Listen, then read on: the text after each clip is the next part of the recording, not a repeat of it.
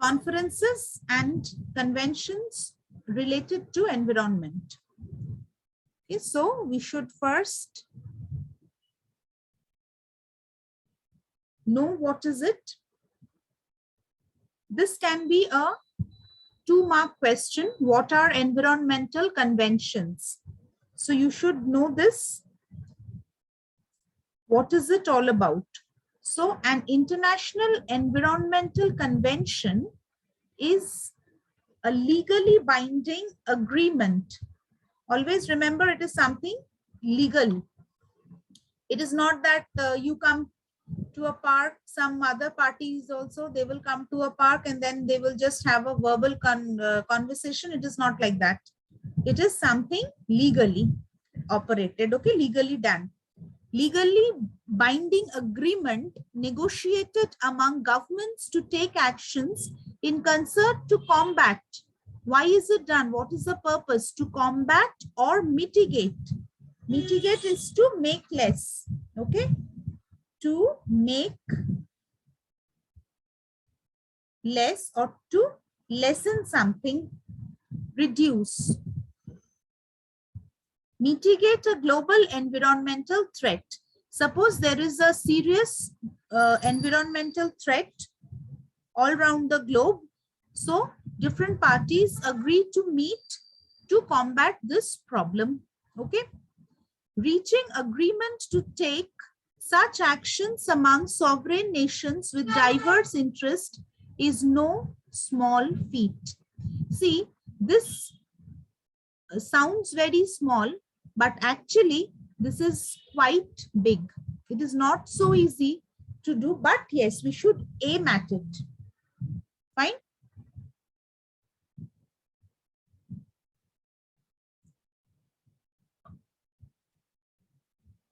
Next is what? What are the international conventions to protect the environment? You should know at least 2 to 3 names by heart, okay? UNFCCC Framework Convention on Climate Change 1992, Kyoto Protocol 1997, Paris Agreement 2015, Vienna Convention for Protection of Ozone Layer 1985. I have just named the most famous one. There are plenty other.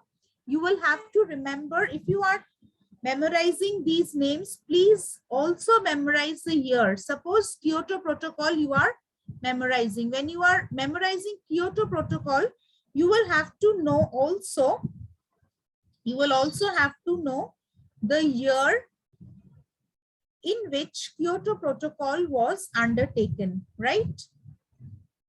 Kyoto Protocol along with this year, 1997. You will have to know this. Otherwise, it's of no use. It is simply of no use if you don't know the year. Correct? Next, see. Now we'll come to international environmental conventions and conferences also. So a conference, what is a conference now? A conference is a consulting together formally. Again, I told you it is not like two friends are meeting, just having an informal discussion. It's not like that.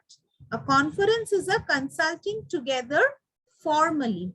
A type of negotiation, there is only a broad theme. In a conference, you will, if you have the habit of joining conferences or attending conferences, you will see there is always a broad theme in the conference. Suppose this conference is for reducing environmental pollution. So it's a very broad theme. Pollution includes everything that is toxic to environment. It can be sound pollution, water pollution, soil pollution, this, that, many things. So conferences generally have a broad theme. It's an umbrella concept. In a conference, the principal bodies are established. What is established? The principal bodies are established for further deliberations, if any is required, on the broad theme for which the conference is called for. Okay, suppose the conference is on pollution, as I was Just telling you. Now, this includes many aspects. Different bodies will be formed for this. First is soil. The first body established will deal with this soil pollution. Next is noise. Then water. Like this, it goes on, right? Because for one single body or one single entity, person, it is not possible for one group to handle everything, right? And what is a convention then? A convention, on the other hand, is a meeting or gathering. Remember, it's a meeting. The other one was what?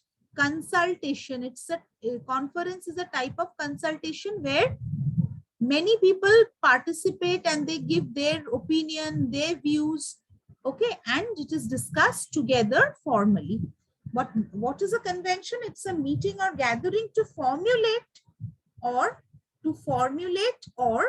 deliberate on a generally accepted principle. Okay, suppose one principle is already accepted, further discussion is done in that convention on that accepted principle. Okay, so a framework in which the parties decide basic guidelines. So they decide the basic guidelines on which they are going to work. Okay, they already know the thing that has been discussed, that has already been accepted. Now they are deciding the basic guidelines which can be undertaken, which can be formulated to combat the problem. Okay, now what is the protocol? Now see all these questions, I'm just changing the ink color so that you can understand better. See, convention, conference, protocol, all these are different words with different meanings. They are not to be used as synonyms. They have different meanings. That is why I have made different slides for them. So please pay attention. What is a protocol? A protocol to the convention is an agreement that diplomatic negotiators formulate and sign. Here, signing comes first for the first time. So far, you have not seen this word. Signing comes now only.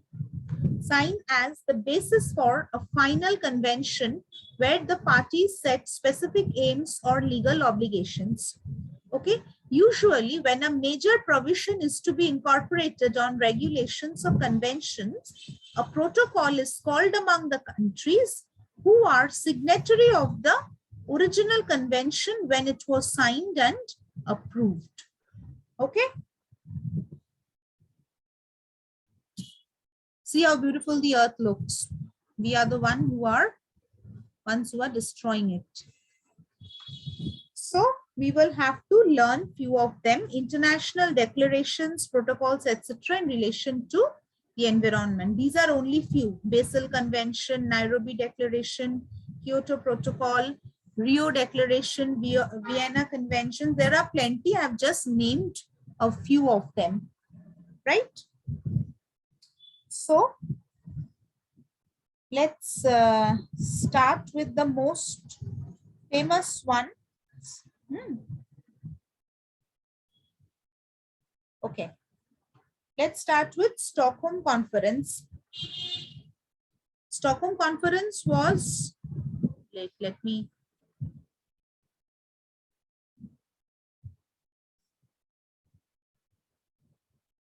Stockholm Conference 1972. Please remember the year. You will only have to remember the year, the name, and why was it organized? What are the important points there? Okay. See, in Stockholm Conference, the first attempt was to address interrelationship of environment and development of development at global level. Fine. Okay, so let me write it out for you. It will be easier. Attempt, first attempt. It was the first attempt. Okay. This one.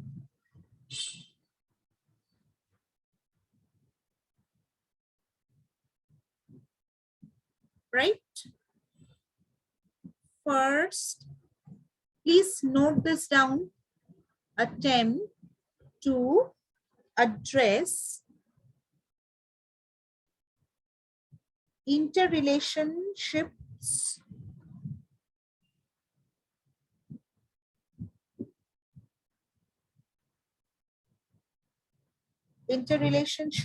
of environment and development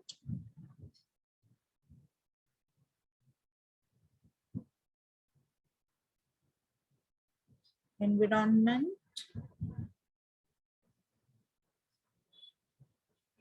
and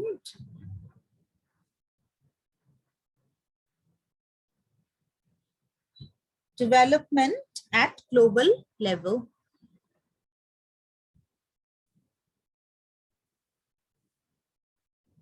Right? And what was the objective? The objective was to recognize environmental education. Okay. Just still have to know the objective also. Objective is to recognize environmental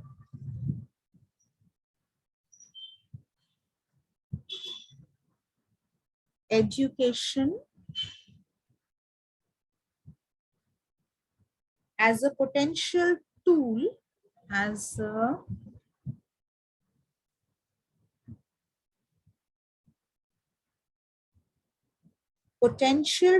to better the lives of many nations. To better is used as a verb here. To better the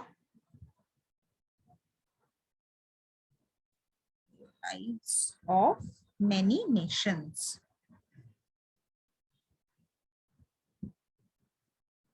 Okay. So this is what you are required to know.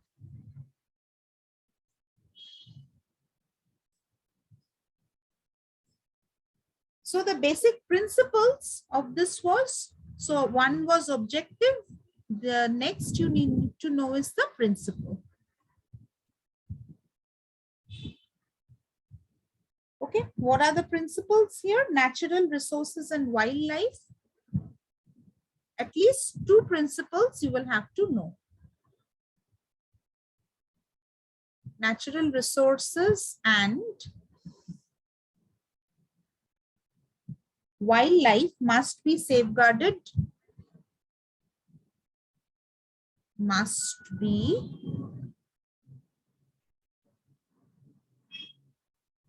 safeguarded and renewable. Last day we had talked about renewable and non-renewable resources, you remember? Renewable resources must be maintained and, let me write, renewable resources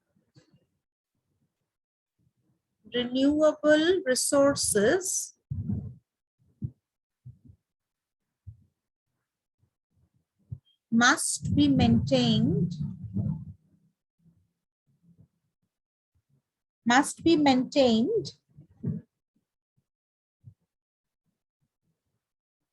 and non-renewable resources must be shared and not exhausted. So I have given you three principles here. Remember any two. If you can remember all three, well and good. Non-renewable resources must be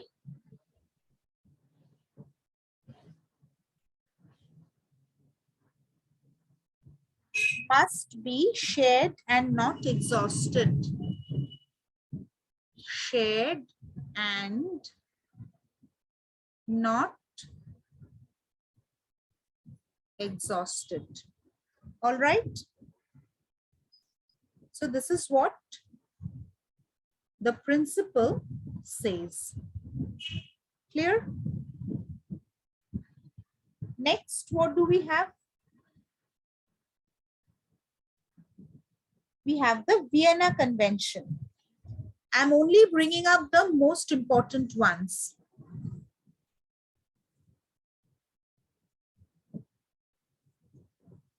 Vienna Convention. Okay. Year for Vienna Convention. Let's see what is the year. Any idea? It is 1985. Please remember these years. Vienna Convention. What was done there? The Vienna Convention for Protection of Ozone Layer. The full name of the conference was the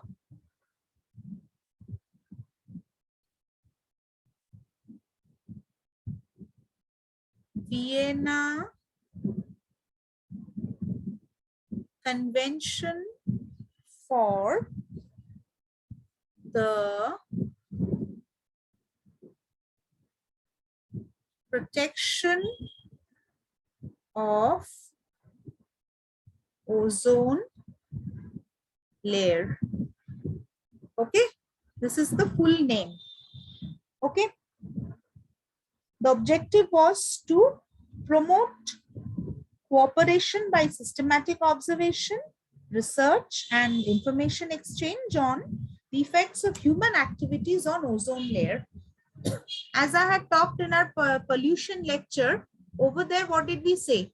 The chlorofluorocarbon compound, the CFCs that are emitted from our day-to-day household electronic gadgets, that promotes ozone holes, right? That promotes holes in the ozone layer.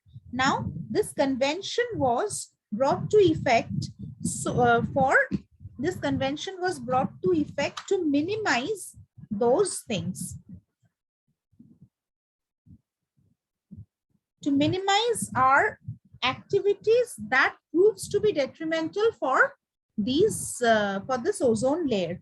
Okay, and it was also done to adopt legislative or administrative measure. Let me write the objective.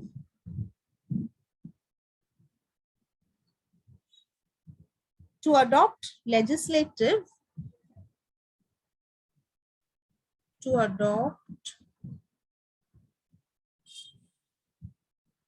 legislative or administrative measures, legislative or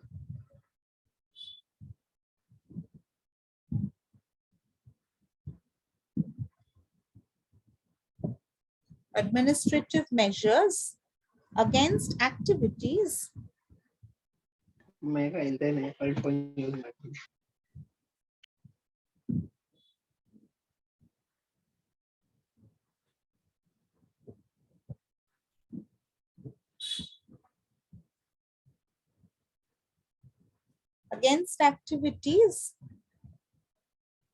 likely to have adverse effects, likely to have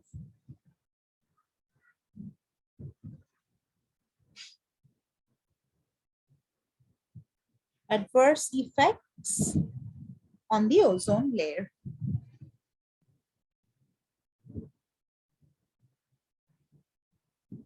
Okay.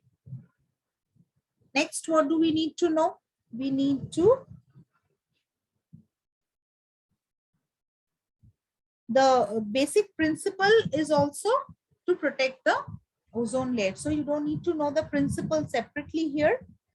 Next protocol that we should know is, see, I'm only giving you the basics which you need to know for the time being. If you are interested, you can read more about this, no issues, but the basics which I'm giving here, that should not be avoided at any cost. Next is what? Montreal Protocol. Montreal, and please learn the correct spellings, please.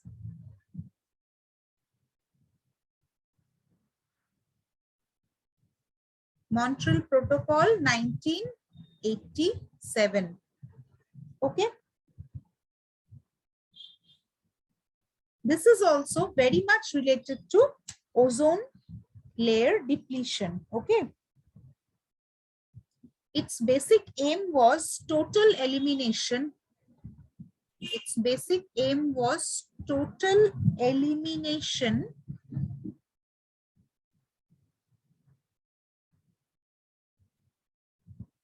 of ozone depleting substances. Ozone depleting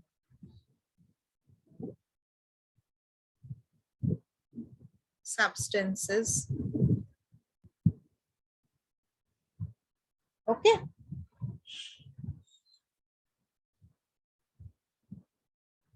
What are they? If we consider this line, the first line next that comes to our mind is to phase out production, to phase out, to phase out production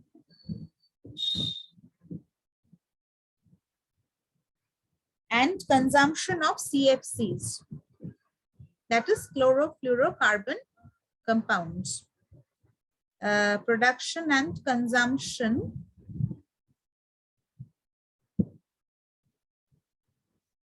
of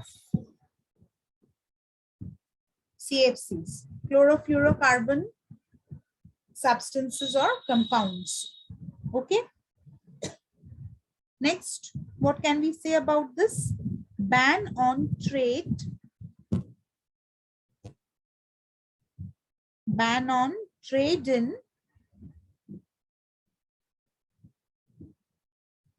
in designated ozone depleting chemicals. In designated ozone depleting chemicals. What are these? What is the meaning of these sentence? The substance or the devices that or anything that produces ozone depleting chemical should be banned. The trading, that is purchase, sell and buying and selling of those products should be banned. Okay. And one last thing, I'm changing the color so that you remember. Well, you should remember about Montreal Protocol is World Ozone Day. Any idea when is World Ozone Day? World Ozone Day is in this month only. It is observed on 16th of September. World Ozone Day, it came 16th of September 2017. Right? Next, what we should know, the Basel Convention. Please don't break your head over all these terms. Don't have to prepare essay type questions. You will be provided with a question bank which will contain 1 mark, 2 mark and 5 mark questions. And please refer to that only for your preparation. Okay. What did I say? Next is Basel Convention. B-A-S-E-L, Basel Convention in the year 1989.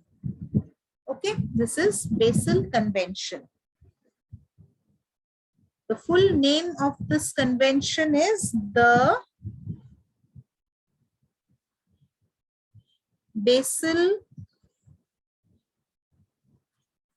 Convention on the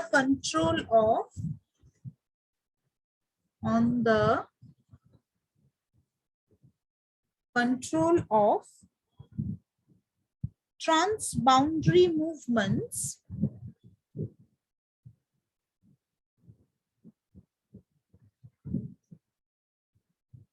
transboundary movements of hazardous wastes of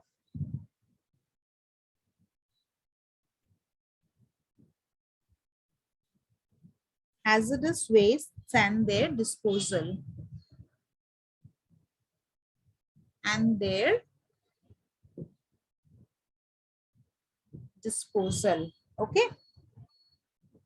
And the main objective was what? The main objective was to protect human health. Okay, should note the main objective.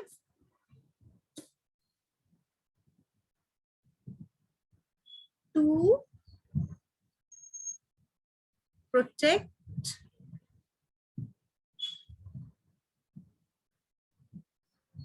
human health and the environment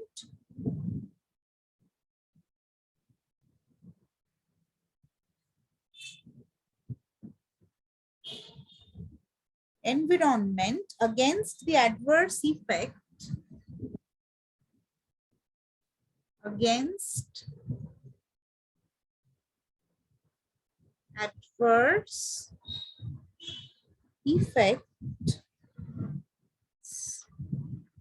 of hazardous wastes.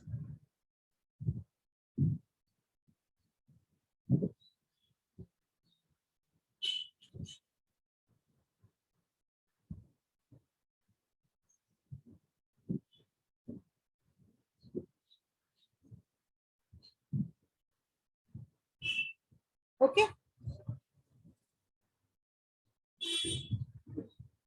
So this is the main objective. Other objectives are, other points are also taken into consideration, like do not cover radioactive wastes, this, that, some other, but this point you will have to know. This objective is a must, right?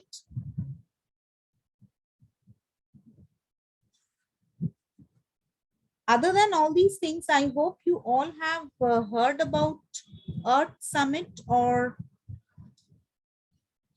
the Rio de Janeiro meet, isn't it? On sustainable development. That one also you will have to know.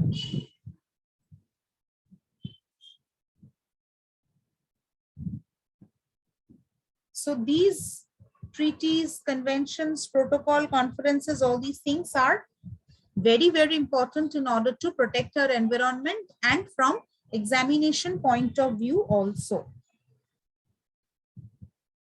Fine.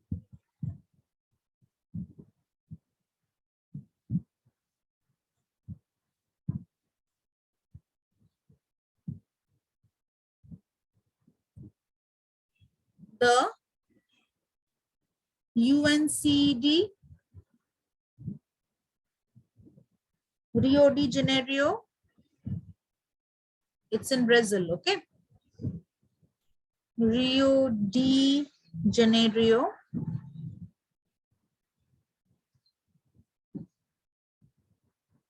1992. Okay.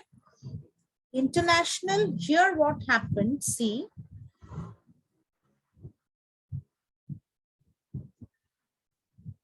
International community agreed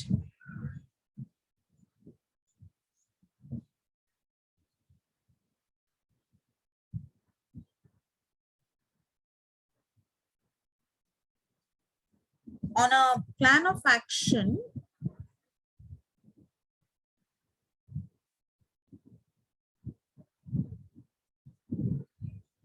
on sustainable development.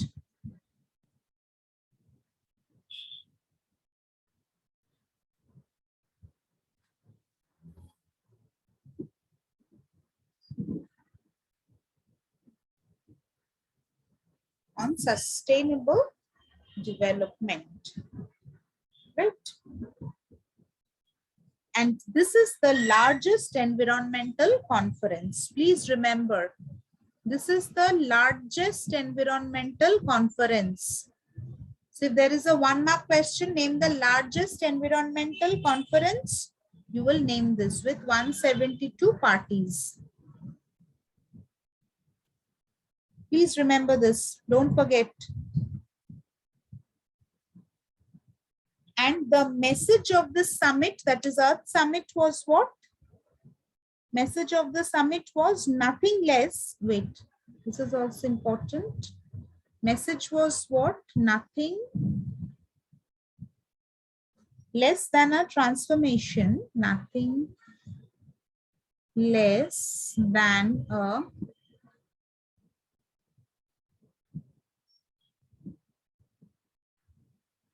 transformation of our attitudes and behavior, of our attitudes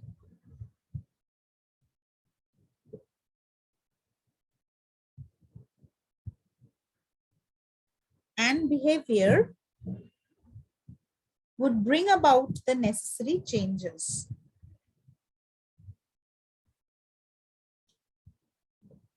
Would bring about, this is so interesting and so wonderfully stated, no? Bring about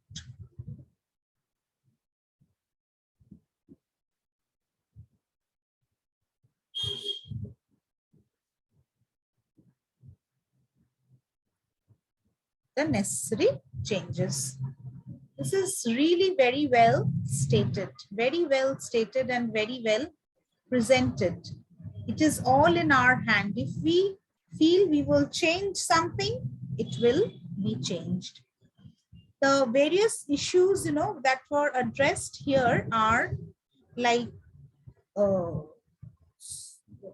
systematic scrutiny of patterns of production, then new reliance on public transportation systems, awareness and concerns over scarcity of water, and alternative sources of energy to replace fossil fuel. See, the more we use fossil fuel, the less it becomes, the more exhausted it gets. So this was also taken into big consideration, correct?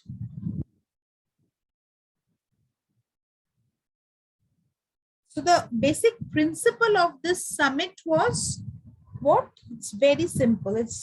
The basic principle was meet environmental and developmental needs. If we just say the principle,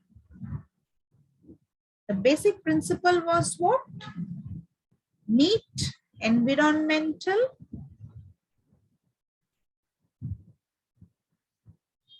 and developmental needs. And sorry, this is T.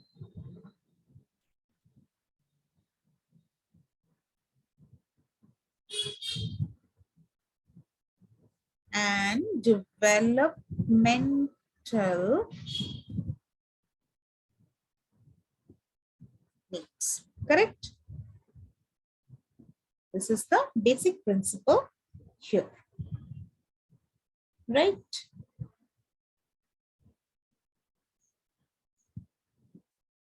The next we are going to discuss is Convention on Biodiversity. Very important. This is very, very important. Convention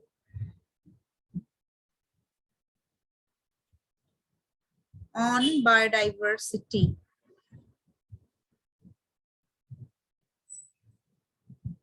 Year 1992.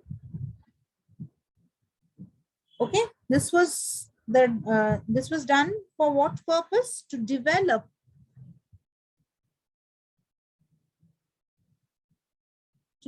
national strategies,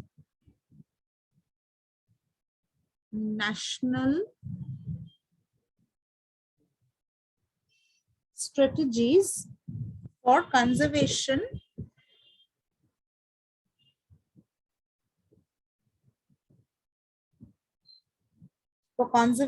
and sustainable use and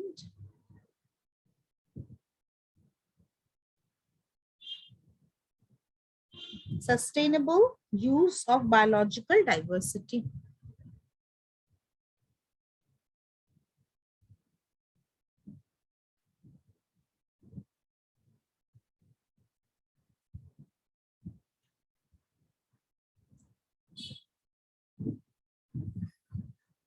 Okay. The major objective was what?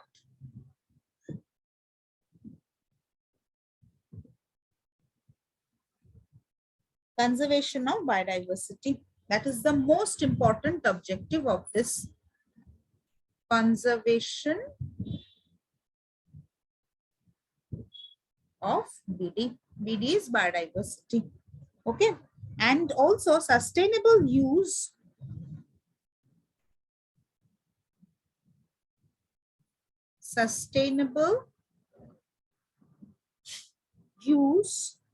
of the components of biological diversity.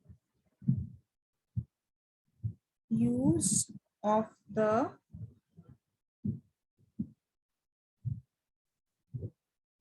components of biodiversity, right? So these are the points that you must remember. Okay. So far we had talked about the summits and protocols related to the environment. This IUCN part also you just need to know. Don't have to learn the entire thing by heart, but you should know what is it. At least the full form of IUCN, the International Union for Conservation of Nature, IUCN. Okay, what is it? An international organization working in the field of nature conservation and sustainable use of natural resources. Okay, in 1947, the Swiss League for the Protection of Nature organized an international conference on the protection of nature in Brunnen, which is in Switzerland, right? Now, afterwards, IUCN was established on 5th of October, 1948 in France. You don't have to remember all these names. If possible, just remember this. This is easier for you to remember. And its headquarters, you must know, that's Gland in Switzerland. Okay. The previous name it was previously known as International Union for Protection of Nature, that is IUPN, okay, and World Conservation Union from 1990 to 2008. Thereafter, it was known as IUCN. Just remember this. Okay, IUCN has observer and consultative status at the United Nations and plays a role in the implementation of several international conventions on nature conservation and biodiversity. Okay, and please note this, it is not a member or part of UN. Please note this. Fine. It is best known for what? Best known for compiling and publishing the IUCN Red List, which assesses the conservation status of species worldwide, established in 1948. IUCN was one of the few NGOs. I've heard of this word many a times in your life, huh?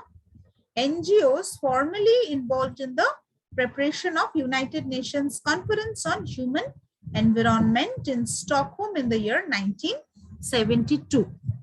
Fine. These are few other informations which you just go through and know the full form. See, Stockholm Conference eventually led to 3 new international conventions with IUCN involved in their drafting and implementation. Correct?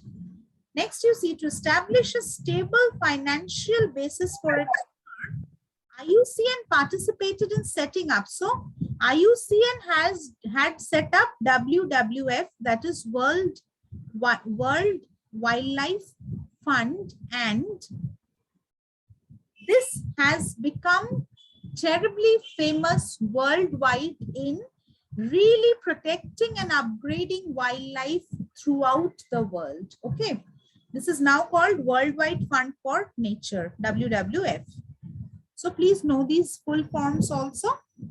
This is also just for you to know. This is not for exam purpose actually. If possible, please keep this in mind. CITES is an abbreviated term for the Convention on International Trade in Endangered Species of the World, Fauna and Flora.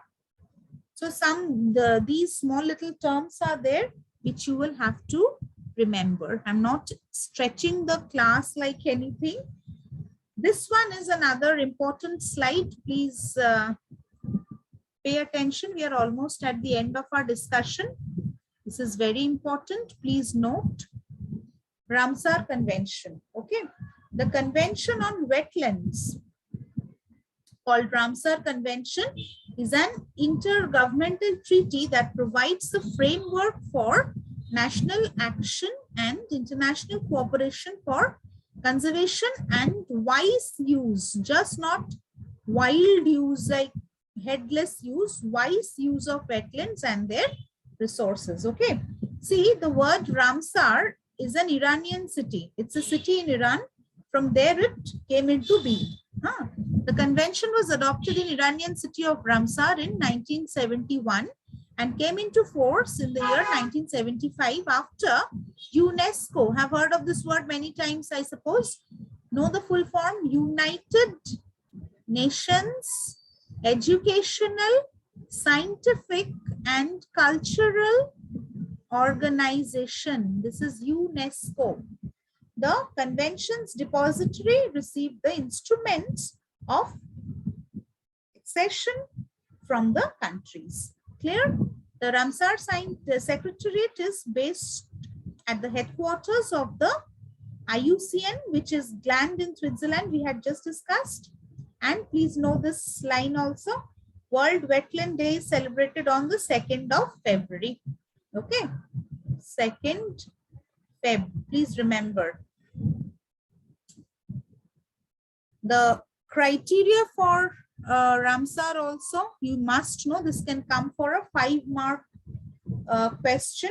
Okay, what are the different criteria for Ramsar site? If you call a particular site to be a Ramsar site, that particular site must meet certain criteria. Okay, what are they? Let's see.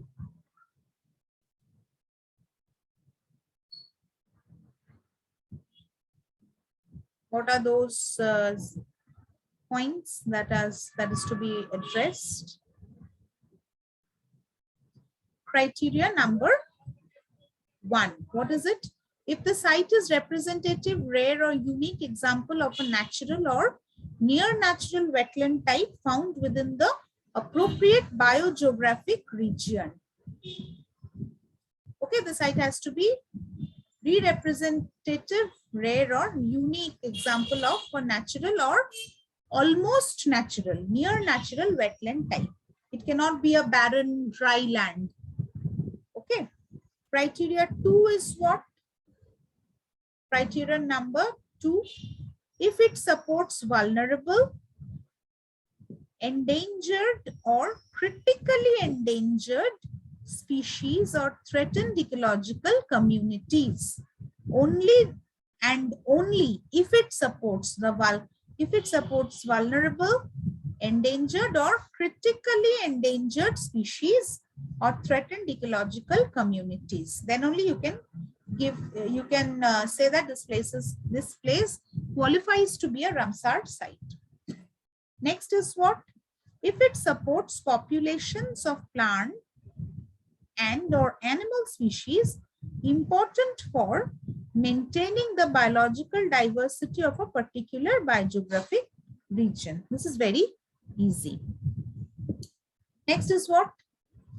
Next, if it supports plant and or animal species at a critical stage in their life cycle, the place which you are saying that is a Ramsar site must be able to support plants and animals at the critical stage of their life, or provides refuge during adverse condition. When there is a calamity, adverse condition, that place should be able to provide shelter. Right? Next is criteria 5. If it regularly supports 20,000 or more than 20,000 water birds. Last, in the slide, That is the sixth one. If it regularly supports 1%, see 1% of the individuals in a population of one species or subspecies of water bird. It should be able to regularly support 1% of individuals in a population of one species, one particular species or subspecies of water birds. Okay, these are all avian animals, right?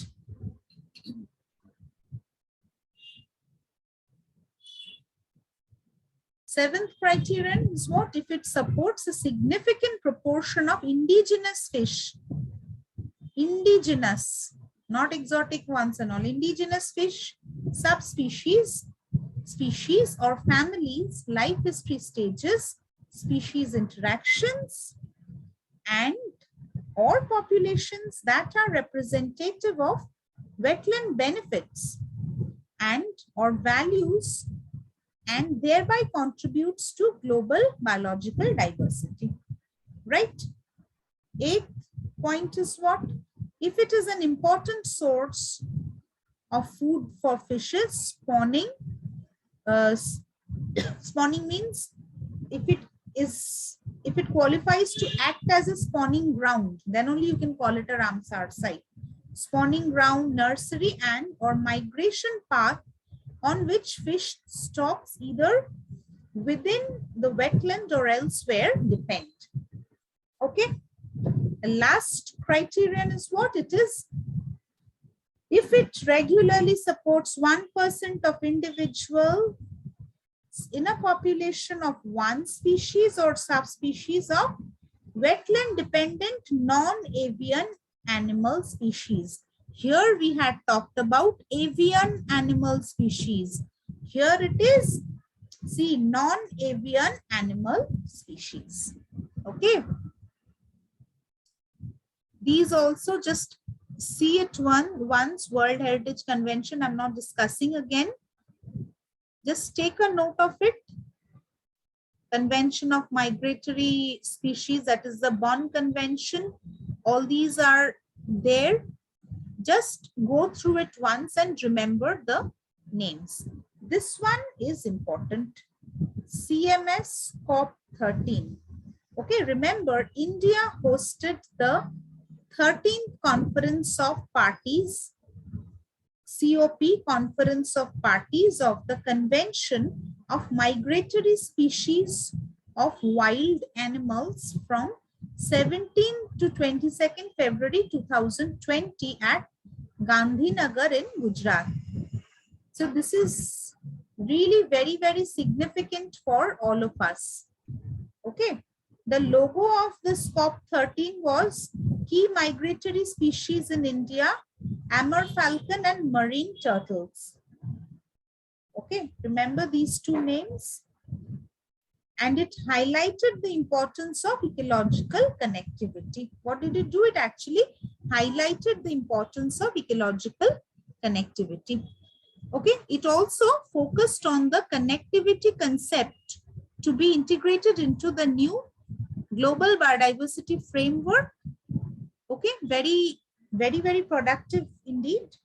COP13 proposes to include 10 species of protection under CMS. Okay, 3 Indian species are there: Asian elephant, Bengal florican, and Great Indian bustard. Okay, clear? And 3, I said 10 over here. Did you note 10? I said 3 are here and 7 are from outside, that is round the world. 3 Indian species are here, 7 from outside the world. This can come for a 5-mark critical note. So please take it up seriously. This is what? Jaguar, white-tipped shark, this is from Brazil. Little bastard, Uriel, Antipodian albatross, smooth hammerhead shark, and taupe shark. Okay.